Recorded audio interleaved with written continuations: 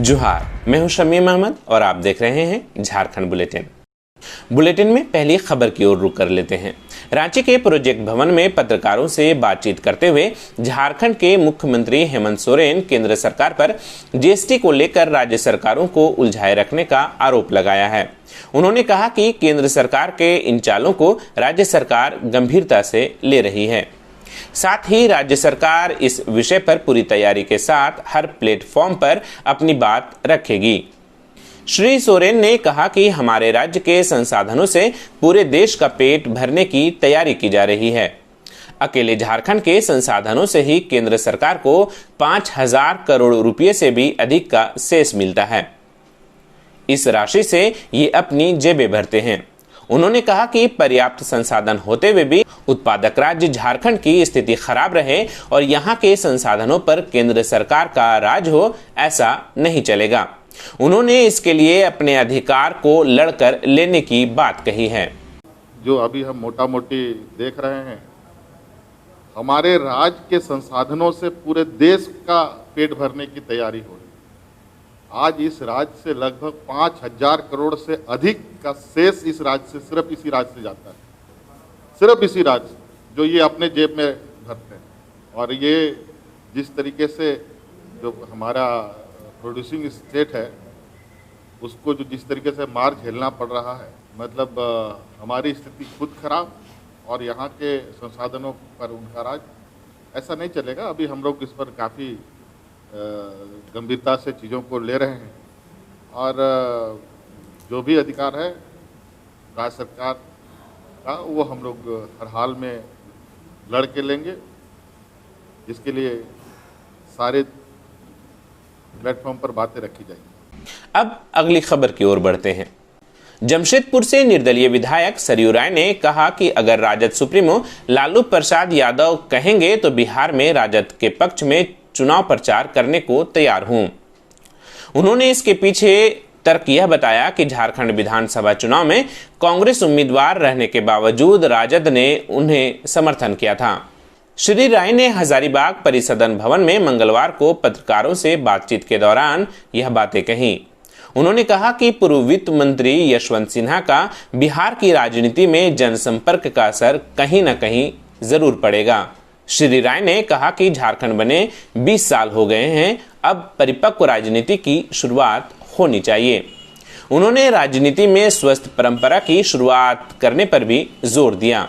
JEE और NEET की परीक्षा पर अपना पक्ष रखते हुए श्री राय ने कहा कि जेईई मेन और नीट की परीक्षा अभी लेना सही कदम नहीं है। समानता का अधिकार को ध्यान में रखकर कम से कम 1 माह बाद परीक्षा ली जानी चाहिए थी। अब अगली खबर की ओर रुख कर लेते हैं।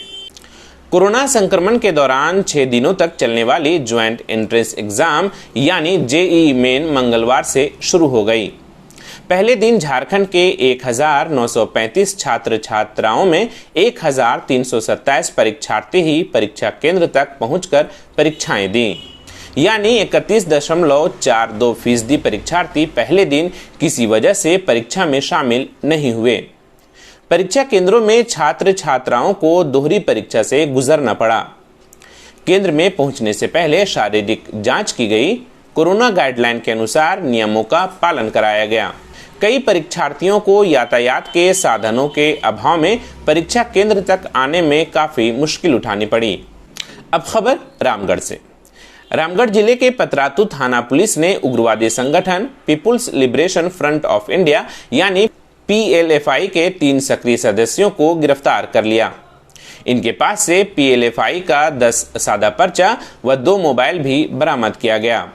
मंगलवार को छतरमांडू स्थित पुलिस अधीक्षक कार्यालय में एसपी प्रभात कुमार ने प्रेस वार्ता कर इसकी जानकारी दी।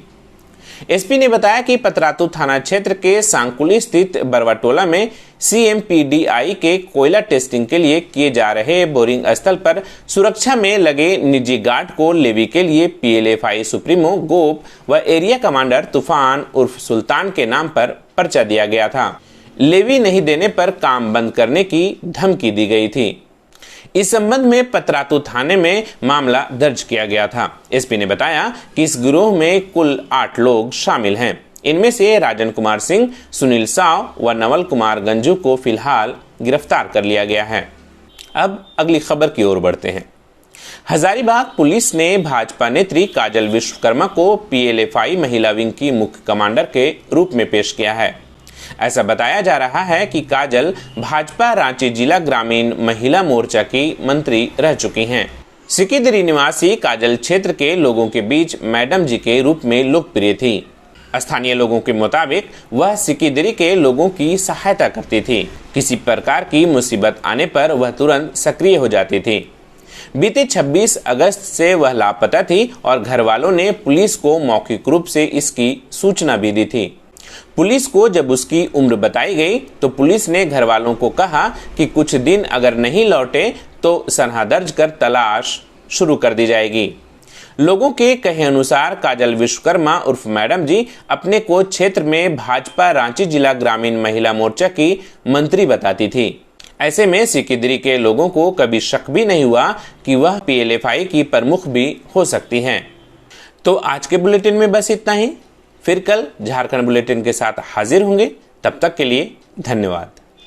Subscribe now and press the bell icon. Never miss an update.